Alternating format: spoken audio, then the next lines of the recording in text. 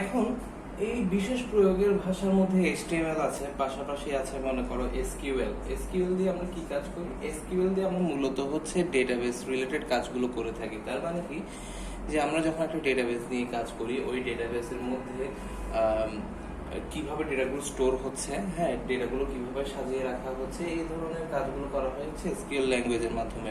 এবং পাশাপাশি মনে করো যে আমি ডেটাবেস থেকে ডেটাগুলোকে ফেচ করে নিয়ে আসবো, ঠিক আছে, এনে হচ্ছে আমি প্রদর্শন করব সফটওয়্যারের মাধ্যমে, তখন আমাকে SQL ল্যাঙ্গুয়েজটি ইউজ করা হচ্ছে। তো আমরা মূলত SQL বলতেই বুঝি হচ্ছে ডেটাবেস রিলেটেড ফাংশনালিটিস নিয়ে যে ল্যাঙ্গুয়েজটা কাজ করে সেটা হচ্ছে SQL। তো আমরা হয়তো কখনো শুনবো না যে SQL এর উপর ডিপেন্ড করে শুধুমাত্র একটা সফটওয়্যার কখনো তৈরি করা হয়েছে, যদিও বা SQL একটা বিশেষ ধরনের programming language, but still SQL দিয়ে কোনো মানে পূর্ণাঙ্গ সফটওয়্যার তৈরি করা হয়তো বা সম্ভব না, ঠিক আছে। পাশাপাশি SQL দিয়ে হয়তো বা কোনো এমবেডেড সিস্টেমে কাজ করা পসিবল না, হয়তো বা কোনো সার্কিটের জন্য কাজ করা ওভাবে পসিবল না, যেগুলো হয়তো বা এই সাধারণ প্রয়োগের ভাষাগুলোর মাধ্যমে করা পসিবল। আরো আছে মনে করো লেটেক্স, ম্যাটল্যাব নিয়ে আমি আগের ক্লাসে বলেছি। এটা ম্যাটল্যাব মানে হচ্ছে AR VR নিয়ে কাজ করে, অগমেন্টেড রিয়েলিটি, ভার্চুয়াল রিয়েলিটি, এই ধরনের কাজগুলো ম্যাটল্যাবের মাধ্যমে করা হয়। এবং পাশাপাশি মনে করো ইন্টারপোলেশনের কাজগুলো, এই টাইপের কাজগুলো হচ্ছে মূলত ম্যাটল্যাবের মাধ্যমে করা হয়। তারপর হচ্ছে যারা স্পেশালি রিয়াদ মনে হয় এটা নিয়ে একটু আমাকে জিজ্ঞেসও করেছিল আগে, যে মায়া নিয়ে কিভাবে কাজ করে। মায়া হচ্ছে এমন একটা ল্যাঙ্গুয়েজ যেটা দিয়ে হচ্ছে ভিডিও গেমস তৈরির ক্ষেত্রে কাজ করে থাকে। এছাড়া আছে ইউনিটি, এরকম বেশ কিছু প্ল্যাটফর্ম আছে, ঠিক আছে। তাহলে আমরা বুঝতে পেরেছি যে সাধারণ প্রয়োগের ভাষা কি এবং হচ্ছে বিশেষ প্রয়োগের ভাষা কি। এছাড়া আরো দুইটি, এটাকে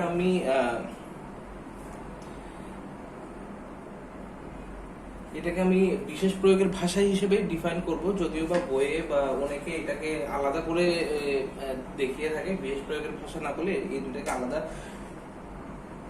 টাইপ হিসেবে প্রেজেন্ট করে থাকে। সেটা হচ্ছে এক, বাণিজ্যিক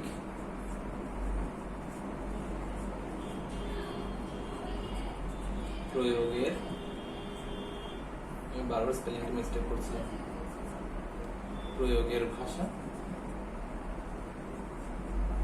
এটা হচ্ছে একটি। আরেকটি হচ্ছে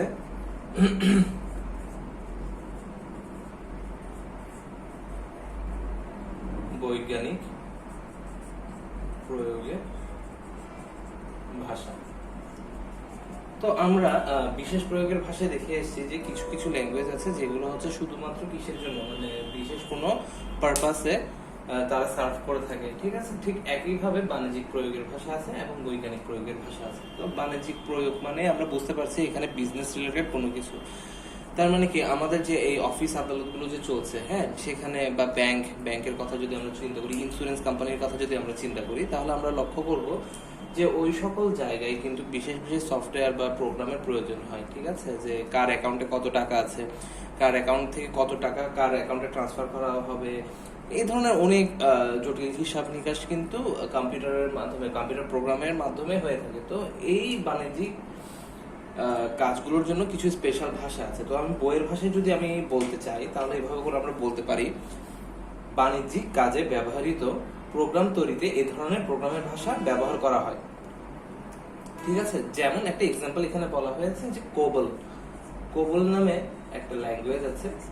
এই কোবল ল্যাঙ্গুয়েজটা বাণিজ্যিক প্রয়োগের ভাষা হিসেবে অভিহিত করা হয়েছে। কারণ কি, যে কোবল ভাষার সাহায্যে সহজে রেকর্ড এন্ট্রি ও রিপোর্ট প্রস্তুত করা যায়। এই ল্যাঙ্গুয়েজটার মাধ্যমে যখন এর মানে এই না যে জাভা অথবা প্যাসকেল বা সি দিয়ে আমরা বাণিজ্যিক প্রয়োগে কাজ করতে পারবো না, অবশ্যই করতে পারবো। কারণ আমরা PHP দিয়ে ERP আমরা তৈরি করেছি, এন্টারপ্রাইজ রিসোর্স প্ল্যানিং সফটওয়্যার বলে এটাকে। এছাড়া পয়েন্ট অফ সেলস, যেটাকে সংক্ষেপে পজও বলা হয়। তো এই ধরনের কাজগুলো কিন্তু PHP, জাভা, সি এগুলো দিয়ে করাই হয়ে থাকে, পাইথন এগুলো দিয়ে করা হয়ে থাকে। কিন্তু এই কোবলের ক্ষেত্রে এটা একটু ডিফারেন্ট কি, যে মানে এখানে এই যে রিপোর্টিং এর যে কাজগুলো আছে, তো রিপোর্টিং বললে তোমাদেরকে আসলে বুঝতে হবে যে রিপোর্ট বিষয়টা কি। রিপোর্টটা হচ্ছে যখন, এটা যারা কমার্স স্টুডেন্ট তারা হয়তো বা ভালো বলতে পারবে আরো, আমরা যখন ব্যাংক থেকে একটা স্টেটমেন্ট নিই, হ্যাঁ, এই ধরনের অনেকগুলো রিপোর্টের আকারে হচ্ছে সফটওয়্যার আমাদেরকে কিছু ডেটা প্রোভাইড করে, যেমন হচ্ছে আমার মান্থলি কত টাকা ইনকাম হচ্ছে, কত টাকা প্রফিট, কত টাকা লস, আমার ডেবিট কত আছে, ক্রেডিট কত আছে, এই হিসাবগুলো চার্ট আকারে মানে টেবিল আকারে রিপোর্টের মতো করে শো করানো হয় আর কি, যেটাকে আমরা অনেক সময় ব্যাংকের স্টেটমেন্ট হিসেবেও অভিহিত করি। তো এই রিপোর্টগুলো খুব সহজে কিসের মাধ্যমে, এই কোবল ল্যাঙ্গুয়েজটার মাধ্যমে জেনারেট করা পসিবল হয়। তো এই কারণে এই ল্যাঙ্গুয়েজটাকে বলা হচ্ছে কি যে এটা বাণিজ্যিক প্রয়োগের ভাষা, কারণ this specialised for the commercial purpose. ঠিক একইভাবে বৈজ্ঞানিক প্রয়োগের ভাষা আছে, যেমন মনে করো যারা রকেট সায়েন্টিস্ট আছে, যারা রকেট সায়েন্স নিয়ে কাজ করছে বা স্পেস নিয়ে গবেষণা করছে, তাদের যে মানে কমিউনিকেশনের জন্য হয়তো বা কিছু স্পেশাল ভাষা আছে, যেমন হচ্ছে ফোরট্রান বা অ্যালগোল। ফোরট্রান এই ল্যাঙ্গুয়েজটা হচ্ছে IBM প্রতিষ্ঠা করে আর কি, ফোরট্রান। তো এই ল্যাঙ্গুয়েজটাকে বৈজ্ঞানিক প্রয়োগের ভাষা হিসেবে অভিহিত করা হয়, কারণ এটা স্পেশালি এই ল্যাঙ্গুয়েজটা ইউজ করা হয় হচ্ছে যখন কেউ সায়েন্টিফিক কাজ করে থাকে। ঠিক যেভাবে বলেছেন হচ্ছে ম্যাটল্যাব ইউজ হয় হচ্ছে AR VR এর কাজে, অগমেন্টেড রিয়েলিটি, ভার্চুয়াল রিয়েলিটির কাজে, ওখানে ইন্টারপোলেশনের কাজগুলো হচ্ছে ম্যাটল্যাবের মাধ্যমে করা হয়। ঠিক ফোরট্রানও ইউজ করা হয় কি সায়েন্টিস্টদের সায়েন্স রিলেটেড কাজে। এই ধরনের ভাষাগুলোকে বলা হয় কি বৈজ্ঞানিক প্রয়োগের ভাষা। তো আমি আশা করছি তোমরা এতদূর পর্যন্ত খুব সুন্দর মতো বুঝতে পেরেছো। এখন আমরা চলে যাব হচ্ছে সরাসরি সি প্রোগ্রামিং এ।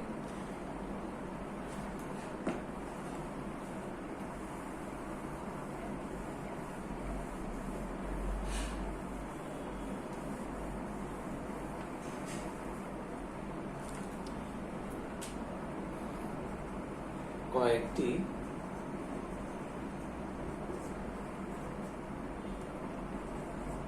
উচ্চতর ভাষার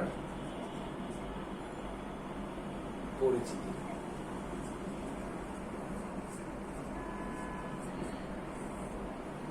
আমরা এখন কিছু উচ্চতর ভাষার পরিচিতি নিয়ে পড়াশোনা করব। তো সবার প্রথমে যেটা আমাদের মাথায় আসে সেটা হচ্ছে সি। তো C is a very important language for all of us because C এমন একটা ল্যাঙ্গুয়েজ যেটার মাধ্যমে আমি আগেও বলেছি যে আমরা এটাকে মধ্যম স্তরের ভাষা বলা হয়, মধ্যম প্রজন্মের ভাষা বলা হয়, কারণ হচ্ছে এই C এর মাধ্যমে আমরা খুব সহজে উচ্চতর ভাষার ফাংশনালিটিস গুলো আমরা যেমন ইউজ করতে পারি, ঠিক একইভাবে হচ্ছে আমরা আমাদের নিম্ন স্তরের ভাষাগুলোর কিছু সুযোগ সুবিধাও পেয়ে থাকি, যেমন হচ্ছে অ্যাসেম্বলি ল্যাঙ্গুয়েজ অথবা যদি আমরা চিন্তা করি মেশিন ল্যাঙ্গুয়েজ, এই ধরনের কিছু সুযোগ সুবিধাও এই সিতে দেয়া থাকে। এই জন্য C is a very important language for all the programmers, because if you want to become a good programmer and if you want to build good programming logic inside your mind, so C is a good platform because হচ্ছে C এর মাধ্যমে আমরা হার্ডওয়্যারের সাথেও communicate করতে পারছি, আবার হচ্ছে উচ্চতর ভাষাগুলোরও কিছুটা ফিল আমরা পাচ্ছি। তো সি সম্পর্কে বইয়ে কি বলা আছে আমরা একটু হালকা আলোচনা করে নিই। সি একটি সিস্টেম প্রোগ্রামিং ভাষা যা ডেনিস রিচ অ্যান্ড কেন থমসন এই দুইজন ল্যাবরেটরিতে উন্নয়ন করেন। তো আমরা একটু তাদের নামগুলো মনে রাখবো আমাদের অবজেক্টিভের জন্য। একজন নাম হচ্ছে ডেনিস রিচি, ঠিক আছে, আর একজনের নাম হচ্ছে কেন থমসন।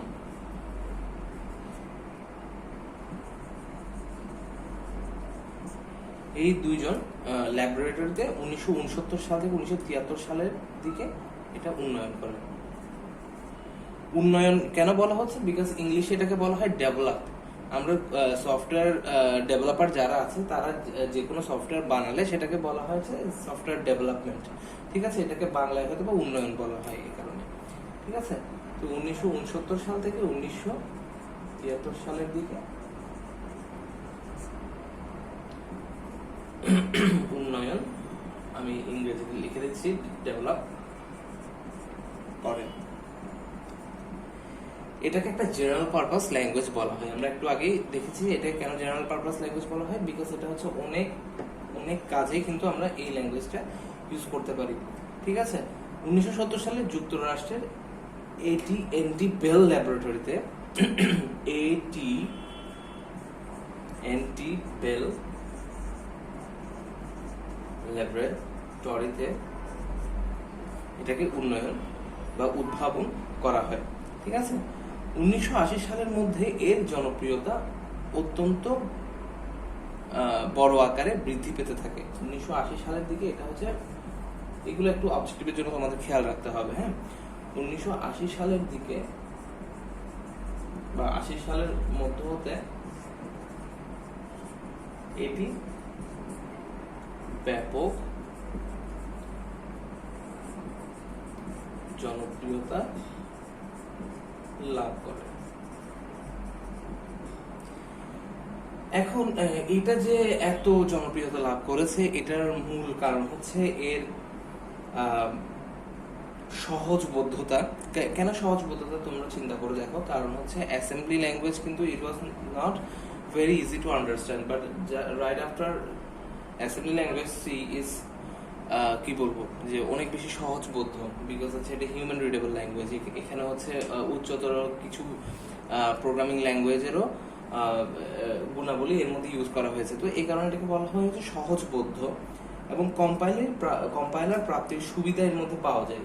এখন কম্পাইলার কি বিষয়টা তোমাদেরকে বুঝতে হবে। কম্পাইলার হচ্ছে এমন একটা জিনিস যে কি করে, যে হচ্ছে আমার প্রোগ্রামের মধ্যে যে কোডগুলো আমরা লিখে দেই সেগুলো হচ্ছে সে কম্পাইল করে, হচ্ছে অনুবাদ করে কম্পিউটার রিডেবল একটা ফর্মে সে নিয়ে যায়। তো এই কম্পাইলারটা, এই ল্যাঙ্গুয়েজের জন্য যে কম্পাইলারটা আছে, এটা আমার যতদূর জানি আমার এটার নাম হচ্ছে GNU GCC।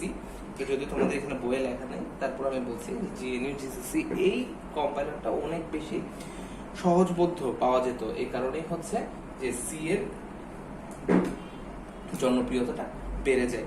তো এখানে এই সি কে ইউজ করে কি কি ধরনের প্রোগ্রাম আমরা তৈরি করতে পারি তার একটা লিস্ট আমি এখন তোমাদেরকে এখানে লিখে দেবো।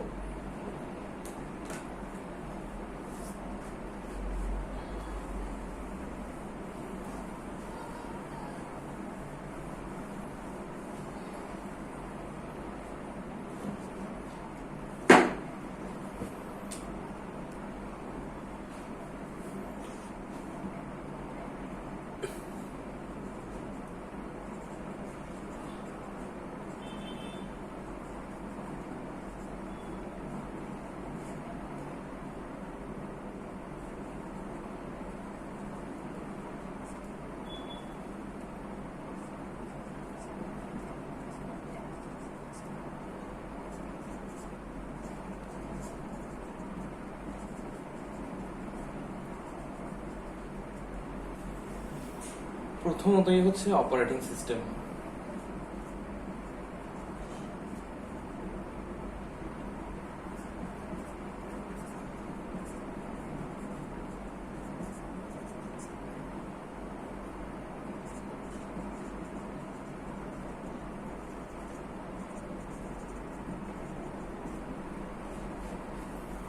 Assembler,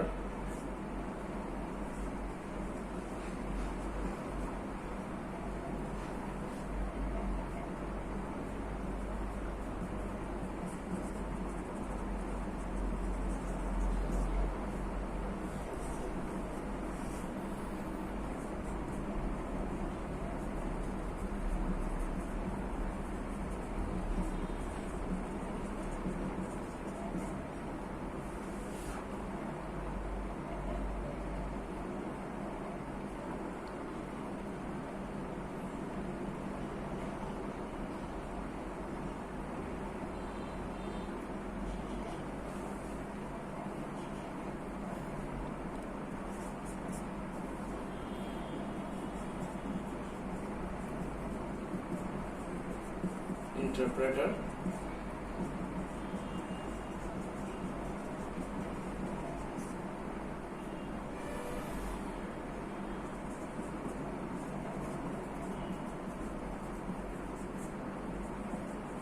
database management system,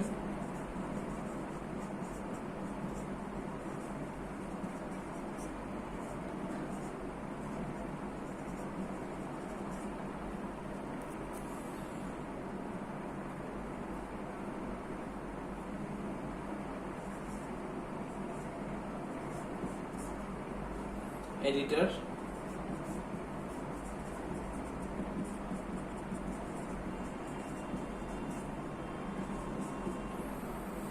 virus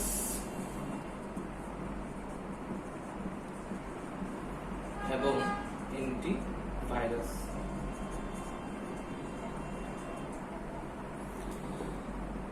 তো এখানে আমি একটা লিস্ট দিয়েছি যেখানে আমি বলছি হচ্ছে সি ল্যাঙ্গুয়েজের মাধ্যমে বা সি ভাষার মাধ্যমে আমরা কি কি প্রোগ্রাম তৈরি করতে পারি। প্রথমে হচ্ছে অপারেটিং সিস্টেম। তো অপারেটিং সিস্টেম বিষয়টা কি তোমরা হয়তো বা অলরেডি জানো, কারণ তোমরা সবাই হচ্ছে মোটামুটি এখন কম্পিউটারের সাথে ওতপ্রোতভাবে জড়িত। অপারেটিং সিস্টেম হচ্ছে আমরা যে কম্পিউটার চালাচ্ছি, কম্পিউটারে যে আমরা উইন্ডোজ যেটাকে দেখে থাকি, সেই উইন্ডোজটা হচ্ছে একটা অপারেটিং সিস্টেম।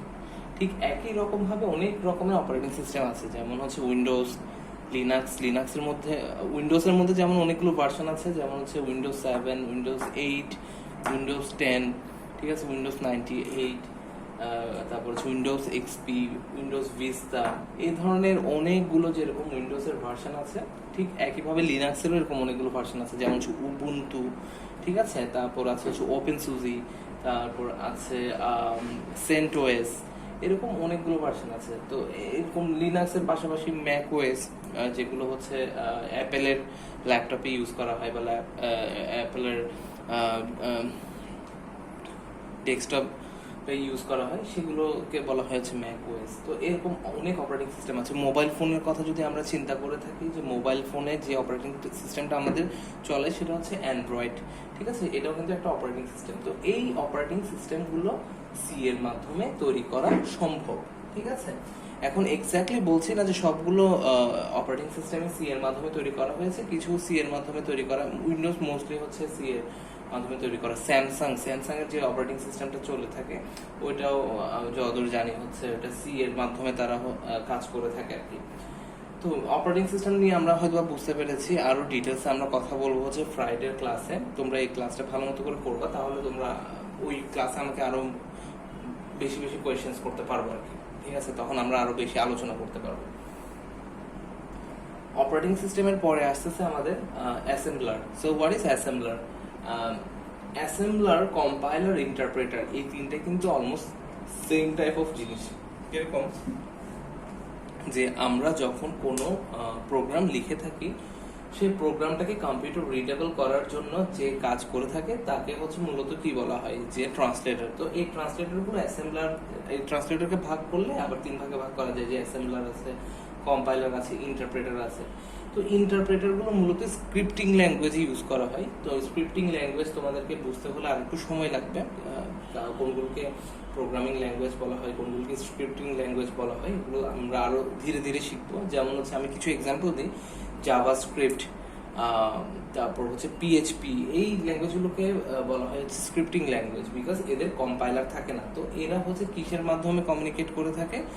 তারা ইন্টারপ্রেটারের মাধ্যমে কমিউনিকেট করে থাকে। ইন্টারপ্রেটার মূলত কি করে, এই ল্যাঙ্গুয়েজগুলো যা কোড করা হয়েছে বা ওখানে যা প্রোগ্রাম করা হয়েছে সেটাকে কম্পিউটারের বোধগম্য করে তৈরি করার কাজই করা হচ্ছে ইন্টারপ্রেটার। কম্পাইলারের কাজ কি? যেগুলো হচ্ছে মূলত প্রোগ্রামিং ল্যাঙ্গুয়েজ, যেগুলো আমরা নিয়ে পড়ছি, যে সি, জাভা, তারপর হচ্ছে মনে করো C++, এই ল্যাঙ্গুয়েজগুলোর মাস্ট কম্পাইলার আছে আর কি। তো এই কম্পাইলারের কাজ কি হয়? কম্পাইলারের কাজ হয় হচ্ছে মূলত আমার কোডটাকে ভেঙে আমার হিউম্যান বিং যে কাজ, যে কোডগুলো করেছে সেই কোডগুলোকে ভেঙে হচ্ছে কম্পিউটারে বোঝার মতো করে তৈরি করার কাজটাই করে থাকে হচ্ছে কম্পাইলার। অ্যাসেম্বলারও সেম কাজ করে থাকে। তো অ্যাসেম্বলারটা মূলত ইউজ হয় হচ্ছে কোথায়? অ্যাসেম্বলি ল্যাঙ্গুয়েজে। কম্পাইলার হয় হচ্ছে সি, জাভা, এগুলোতে। আর ইন্টারপ্রেটার কোথায় ব্যবহৃত হয়? ব্যবহৃত হয় হচ্ছে পিএইচপি, জাভাস্ক্রিপ্ট, এই ধরনের স্ক্রিপ্টিং ল্যাঙ্গুয়েজে। তো এখন খেয়াল করে দেখো যে এই তিন টাইপ অফ ট্রান্সলেটরই কিন্তু কিসের মাধ্যমে তৈরি করা সম্ভব? সি ল্যাঙ্গুয়েজের মাধ্যমে তৈরি করা সম্ভব। এরপর আসতেছে ডেটাবেস ম্যানেজমেন্ট সিস্টেম। দেখো এখানে যে টপিকগুলো না, এই টপিকগুলো প্রত্যেকটা টপিক নিয়ে কমপক্ষে মাস না বছরকে বছর হচ্ছে আমরা চাইলে আলোচনা করতে পারবো। বছর থেকে বছর আমরা এটা আলোচনা করে গেলেও এগুলো হচ্ছে সম্ভব না, কারণ এগুলো প্রত্যেকটা টপিক নিয়ে না প্রতিনিয়ত রিসার্চ হচ্ছে, প্রতিনিয়ত হচ্ছে অনেকগুলো পেপারস পাবলিশ হচ্ছে। ডেটাবেস ম্যানেজমেন্ট সিস্টেম একটা হিউজ টপিক, ঠিক আছে। তো এটা নিয়ে আমরা যত পড়বো তত হচ্ছে আমাদের মধ্যে কোয়েশ্চেন্স বাড়বে, আমাদের মধ্যে জানার আগ্রহ বাড়বে। তো আমি জাস্ট শর্ট করে বলে রাখি, ডেটাবেস ম্যানেজমেন্ট সিস্টেম হচ্ছে যে আমরা যে ডেটাগুলো সফটওয়্যারের মাধ্যমে শো করাই, বা যে ডেটাগুলো সফটওয়্যার মাধ্যমে হচ্ছে আমাদের ইউজার থেকে ইনপুট নিয়ে থাকি, সেই ডেটাগুলোকে সংরক্ষণ করে রাখার কাজটা করা হচ্ছে এই ডেটাবেস ম্যানেজমেন্ট সিস্টেম। তো এই ডেটাবেস ম্যানেজমেন্ট সিস্টেম ইউজ করে আমরা ওখানে কি করতে পারি, ডেটাগুলো স্টোর করে রাখতে পারি, এবং প্রয়োজন অনুযায়ী আমরা হচ্ছে ডেটাগুলোকে নিয়ে এসে আমাদের গ্রাহক বা আমাদের ইউজারকে আমরা শো করাতে পারি। তো ডেটাবেস ম্যানেজমেন্ট সিস্টেমে অনেকগুলো আমাদের পপুলার ডেটাবেস ম্যানেজমেন্ট সিস্টেম আছে, যেমন হচ্ছে MySQL ইজ ভেরি পপুলার, এরপর আছে SQL, ওরাকেলের যেটা হচ্ছে ওরাকেল SQL, এরপর আছে MongoDB আছে, তারপর হচ্ছে PostgreSQL আছে, এরকম অনেকগুলো ডেটাবেস ম্যানেজমেন্ট সিস্টেম আছে। তো এই ডেটাবেস ম্যানেজমেন্ট সিস্টেমও সি এর সাহায্যে কি করা তৈরি করা সম্ভব। এডিটর, এরপর আমি চলে আসতেছি এডিটর। তোমরা যারা HTML এ কাজ করেছো আমার সাথে, মানে আমার ক্লাসগুলো করেছো HTML এ, তারা হয়তো বা দেখেছো আমরা একটা এডিটর আমরা ইউজ করতাম, যেটার নাম হয় অ্যাটম, না হয় হচ্ছে সাবলাইম টেক্সট, কেউ কেউ হয়তো VS কোড ইউজ করেছো, আবার কেউ কেউ হচ্ছে শুধু নোটপ্যাড ইউজ করেছো। তো এগুলো হচ্ছে এক একটা এডিটর। এখানে আমরা কি করতে পারি, আমরা টেক্সটকে এডিট করতে পারি, কম্পিউটারে কোনো কিছু লেখার জন্য আমরা ওখানের মধ্যে কি করতে পারি, এডিট করতে পারি এই এডিটরগুলোর মাধ্যমে। তো এই এডিটরগুলো কি এর মাধ্যমে, সি এর মাধ্যমে তৈরি করা পসিবল। তবে এখন আরো অনেক অ্যাডভান্স ওয়েতে মানুষজন করে থাকে, যেমন হচ্ছে জাভাস্ক্রিপ্টের মাধ্যমে করে থাকে, ইলেকট্রন.js নামে একটা জেএস এসছে, ওই ইলেকট্রন.js এর মাধ্যমে কি করে থাকে এই টেক্সট এডিটরগুলো এখন তৈরি করতে পারে। এখন সর্বশেষ ভাইরাস এবং antivirus, this is a very very interesting topic আমাদের সবার জন্য। তো basically what is virus? Virus মানে হচ্ছে যে কোনো একটা মেল ফাংশন। এখন আমরা অনেকে, আমাদের মধ্যে ধারণা থাকে যে ভাইরাসটা কি আমাদের শরীরে যে ভাইরাস আছে সেই ভাইরাসের মতো কোনো কিছু কিনা, বা এই অনেকে, আমি এরকমও দেখছি যে অনেকে কম্পিউটারকে ঢেকে রাখে যাতে ভাইরাস না ঢুকে, কিন্তু virus is not like that. Virus is a program, ঠিক আছে? এটা একটা প্রোগ্রাম, এটা যে কেউ তৈরি করতে পারে, তুমি চাইলে তুমিও তৈরি করতে পারো। তুমি এমন ভাবে একটা প্রোগ্রাম লিখলা সেটা হচ্ছে স্বাভাবিক কাজকে ব্যাহত করবে। এখন কেমন হতে পারে যে তুমি জানো হচ্ছে অ্যাটমে ক্লিক করলে অ্যাটমটা ওপেন হবে, তুমি একটা ওখানের মধ্যে ফাংশন, তুমি যদি, if you are good programmer and if you have enough knowledge about your operating system, so you can easily make a program through which you can interrupt the operation of click events, ঠিক আছে? তো তুমি কি করতে পারো, চাইলে তুমি একটা প্রোগ্রাম তৈরি করতে পারো যেটার মাধ্যমে তুমি করলা কি, যে অ্যাটমে যখন ক্লিক করবে তখন সেটা ওপেন হবে না, তুমি ওপেন হওয়ার সাথে সাথে ক্লোজ করে দিবা। তো এটা একটা program, basically this is a program. এই ল্যাঙ্গুয়েজ, অন্যান্য যেরকম প্রোগ্রাম তৈরি হয়, ঠিক এই ভাইরাস হচ্ছে একটা প্রোগ্রাম, নাথিং এলস। তো এই ভাইরাসের কাজ, একে কেন ভাইরাস বলা হয়? বিকজ হচ্ছে এই প্রোগ্রামগুলো কি করে, আমাদের যে দৈনন্দিন কাজ আছে এই দৈনন্দিন কাজে আমাদেরকে প্রবলেমের মধ্যে ফেলে দেয়, আমাদের ফাইলগুলোকে ডিলিট করে দেয়। এখন দেখো, তুমি একটা ফাইলকে তুমি ইজিলি ডিলিট করতে পারো না তোমার কম্পিউটার থেকে, you can easily do it, ঠিক আছে? By what? By using the commands, ঠিক আছে? হয়তো শিফট ডিলিট ইউজ করে বা হচ্ছে ডিলিট কমান্ড দিয়ে।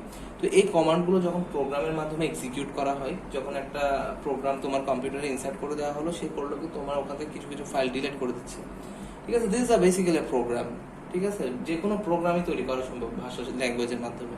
তো এখন এই ল্যাঙ্গুয়েজের সাহায্যে তুমি কি কোনো ভালো কাজ করবা নাকি খারাপ কাজ করবা, দ্যাটস ইয়োর মানে কি বলবো, ডিসিশন। সো যখন হচ্ছে কোনো ধরনের প্রোগ্রাম বাজে কাজে ইউজ করা হয়, ঠিক আছে, মানুষের কাজে ব্যাঘাত ঘটানোর কাজে ইউজ করা হয়, তখন তাদেরকে বলা হয় কি, ভাইরাস। তো এই ভাইরাসগুলো কি করে, বিভিন্ন ধরনের ফাইল ডিলিট করে দেয়, শর্টকাট ক্রিয়েট করে, অন্য ফাইলকে ওপেন হতে তারা ব্যাহত করে, এই ধরনের কাজগুলো করতে হচ্ছে ভাইরাস।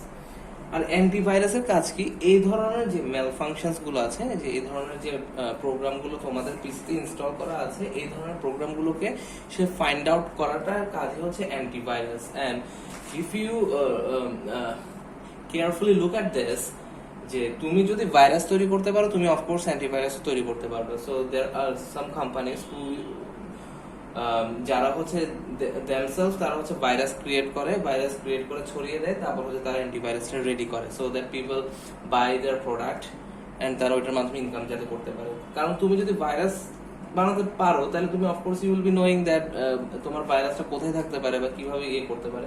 তো এরকম কিছু ভাইরাসের মধ্যে তোমরা ট্রোজান হর্স, এটা একটা ভাইরাস আছে, এখন যে ভাইরাসটা খুব বেশি আমাদেরকে বিরক্ত করে সেটার নাম হচ্ছে র্যানসমওয়্যার।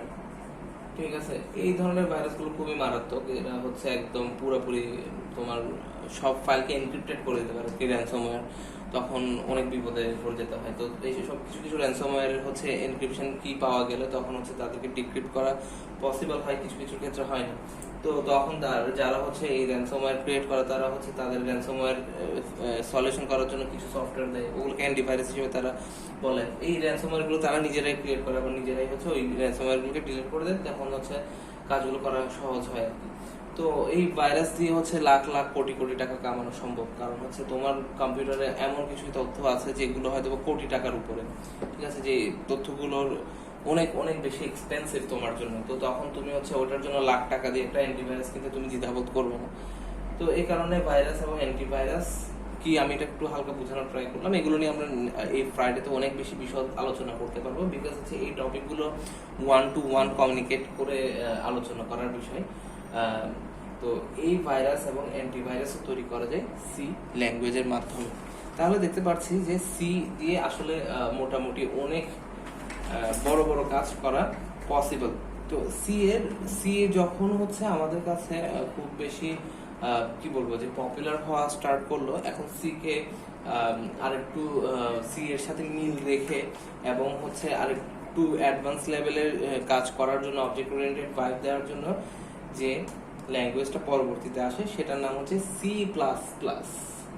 সি প্লাস প্লাস, ঠিক আছে, এটাকে একটা অবজেক্ট ওরিয়েন্টেড প্রোগ্রামিং ভাষা বলা হয়। 1980 সালে AT&T বেল ল্যাবরেটরিতে, মানে হচ্ছে আমাদের যেটা হচ্ছে সির জন্য যে ল্যাবরেটরিটা ইউজ করা হয়েছিল AT&T বেল ল্যাবরেটরি, ঠিক এই একই ল্যাবরেটরিতে কি সি প্লাস প্লাসকে 1980 সালে জন স্ট্রাউস্ট্রপ হচ্ছে এটাকে উদ্ভাবন করে।